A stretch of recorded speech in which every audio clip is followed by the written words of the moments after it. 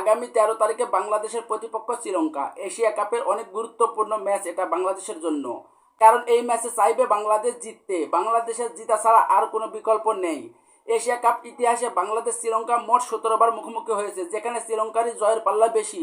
শ্রীলঙ্কা জিতেছে 14 বার, অন্যদিকে বাংলাদেশ জিতেছে মাত্র 3 বার। এছাড়াও এশিয়া কাপের মতো ইভেন্টে শ্রীলঙ্কা অনেক কিন্তু হার দল। এই এশিয়া কাপের ইতিহাসে দীর্ঘ সফল ট্রফি জেতা দল এই শ্রীলঙ্কা। আর এই শ্রীলঙ্কার সঙ্গে লড়া কিন্তু চারটিখানি কথা না। সব মিলে শ্রীলঙ্কাও চাইবে তারা বাংলাদেশকে হারিয়ে দিতে। আর এছাড়াও বাংলাদেশের প্রতিপক্ষ যেহেতু শ্রীলঙ্কা, আর শ্রীলঙ্কাকে সাম্প্রতিক সময়ে ঘরের মাটিতে শ্রীলঙ্কার বাংলাদেশ দল যে তারা সিরিজ হারিয়েছে টি-20 ফরম্যাটে, সব কিছু মিলে বাংলাদেশ দলও চাইবে সব কিছু মিলে বেশ একটা হাড্ডাহাড্ডি ম্যাচ হবে, এটা নিশ্চিত।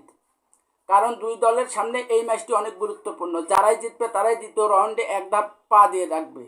কারণ বাংলাদেশ হংকংয়ের সঙ্গে জিতেছে, সব কিছু মিলে বাংলাদেশ যেহেতু হংকং একটা কঠিন দল ছিল না, দুর্বল দল, তারপরেও হংকংয়ের দলের ক্যাপ্টেন একের পর এক যেভাবে হুমকি দিচ্ছে বাংলাদেশকে হারিয়ে দিবে, অবশেষে তারা পারেনি। বাংলাদেশের সামনে এখন সুযোগ, শ্রীলঙ্কাকে হারাতে পারলে বাংলাদেশ দ্বিতীয় পর্বে এক ধাপ দিয়ে থাকবে, এটা নিশ্চিত। এছাড়াও এই ম্যাচে তেমন কোনো বাংলাদেশের একাদশে পরিবর্তন আনার কোনো প্রশ্নই ওঠে না। কারণ ওই যে একাদশ নিয়ে হংকংয়ের সঙ্গে বাংলাদেশ খেলেছে, এই একাদশটি দারুণ খেলেছে।